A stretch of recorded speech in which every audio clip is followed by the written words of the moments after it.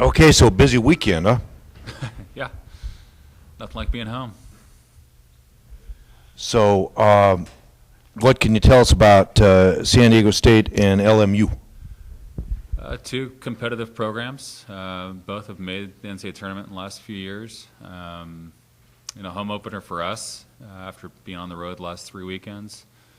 It'll be a good test for us before we start our conference season the week after with our first match at Hawaii. So, it'll be nice to be back in Mott and have a lot of support from the community and the students here now that Wild Week's going on. And I think our girls are ready for the challenge and super excited about being home for once.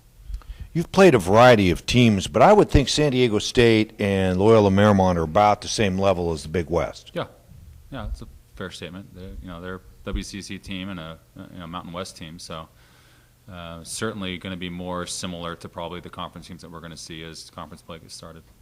What are your expectations now going from here forward?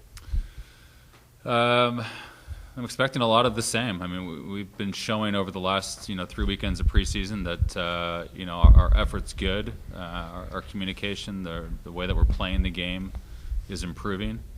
I would expect us to see some progress being made in terms of the communication with the staff and the players during matches, in terms of how we can be more beneficial to them in terms of scouting report information, tactical information. But overall, right now, I think we're in a very good place as we, finish this final weekend at home and then get ready for Big West Conference play. Looking at the stats, 3-0 in 3-set matches. Is that just you guys coming out fully, energized? And as it comes to a fifth set, do you see your players kind of getting fatigued? What's kind of been the biggest role for that? It's something that I would look at and say this is, the black and white answer of why. The one area that we, have communicated with our players about is just the start of the match. In our 9 matches so far, we haven't really had what I think either the staff or the players would consider an extremely fast start. It also happens kind of in set 3 when we come out of the break for the 10-minute break.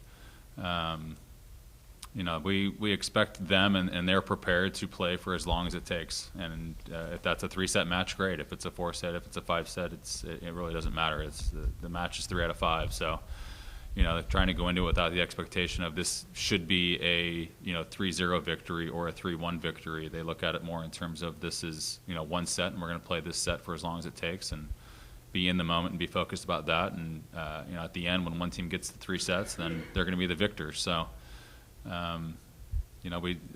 They keep some stats like that, which is what your record is in various lengths of matches. But for us, I think our team is in incredibly good shape right now. I don't get concerned at all really with 5-set matches.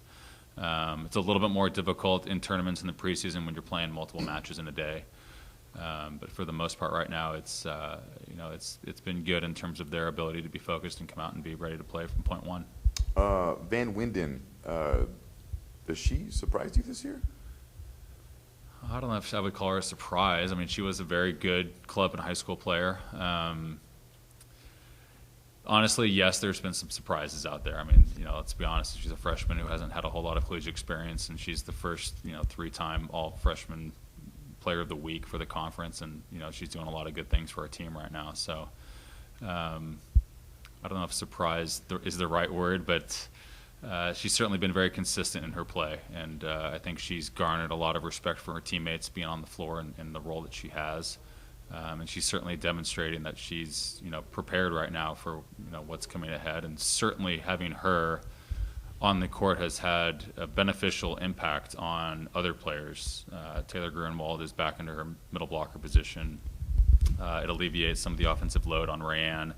So I think teams are starting to see that there's, we're not just a 1 or 2 type attacker a team, and having to kind of focus more on 4, 5, 6 players as opposed to just 1 or 2, which certainly allows us to be a little bit more diverse in our offense. Although if you're looking at stats right now, I think Allie's got over 400 swings, so we certainly aren't shy about setting her the ball. But at the same time, she's responded pretty well with putting up pretty good numbers in terms of kills and efficiencies. So she's doing well. She's doing well. All right. Before this tournament, you said you're satisfied with how your team is playing.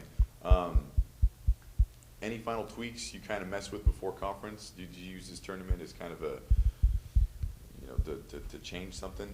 We don't have a whole lot that, in terms of personnel, not really. Hannah Schleiss has been on the right for us as an opposite. That's pretty much the only position right now. She had an injury after the first weekend that still isn't 100%. But for the most part, we're pretty dialed in with what our, rotation order and players are going to look like. There are certainly a few tactical, offensive, and defensive wrinkles that we would like to throw in at some point, whether or not that's this weekend or next week before we start conference. It's certainly something that we're going to continue to kind of work on during the course of practice. I'm not too sure how much of that we will, if any of it, will throw in this weekend, but there are some offensive things that we would like to explore a little bit to kind of make our offense a little bit more both balanced, but also a little bit, have some changes in there that keep teams from having to only scout against certain offensive strikes. So, no, we're looking at this as, keep making progress from what we did last weekend and have a good week of practice this week and prepare for two very good teams this weekend and go out there and compete.